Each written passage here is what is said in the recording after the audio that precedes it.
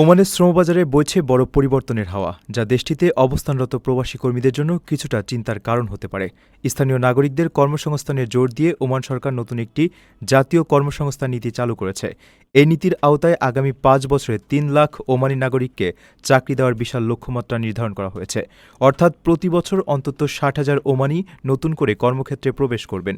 সরকারের এই ওমানাইজেশন কর্মযজ্ঞের সরাসরি প্রভাব পড়তে পারে দেশটিতে কর্মরত বিপুল সংখ্যক প্রবাসী, বিশেষ করে বাংলাদেশিদের উপর।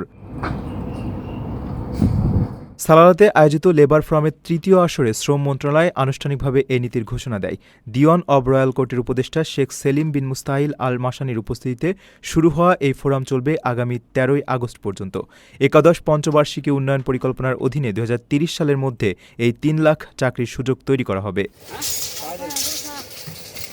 উদ্বোধনী অনুষ্ঠানে ধোপার প্রদেশের শ্রম মহাপরিচালক থেকে শুরু করে আরব শ্রম সংস্থার ঊর্ধ্বতন কর্মকর্তারা ওমানের এই নতুন যাত্রার প্রশংসা করেছেন। নতুন নীতিটির মূল উদ্দেশ্য হল ওমানি নাগরিকদের দক্ষতা বাড়িয়ে তাদের বর্তমান ও ভবিষ্যৎ শ্রমবাজারের জন্য প্রস্তুত করা। সরকারের নিজ নাগরিকদের কর্মসংস্থানে এভাবে জোর দেওয়ার অর্থ হল আগামী দিনগুলোতে অদক্ষ বা আধাদক্ষ প্রবাসীদের জন্য কাজের সুযোগ বেশ সংকুচিত হতে পারে।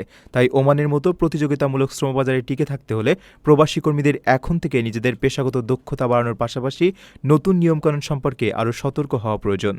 আমাদের এই প্রবাসী সবাইদের আবেদন এটাই। নিজের একটি স্বপ্নের ফ্ল্যাট এখন আর স্বপ্ন নয়।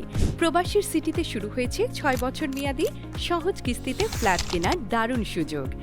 এক ঠিকানায় আধুনিক জীবনযাপনের সব সুবিধা, নিরাপদ, পরিকল্পিত ও বিদেশের মতো স্মার্ট পরিবেশ।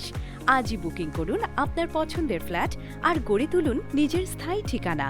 বিস্তারিত জানতে কল করুন স্ক্রিনে দেয়া নাম্বারে।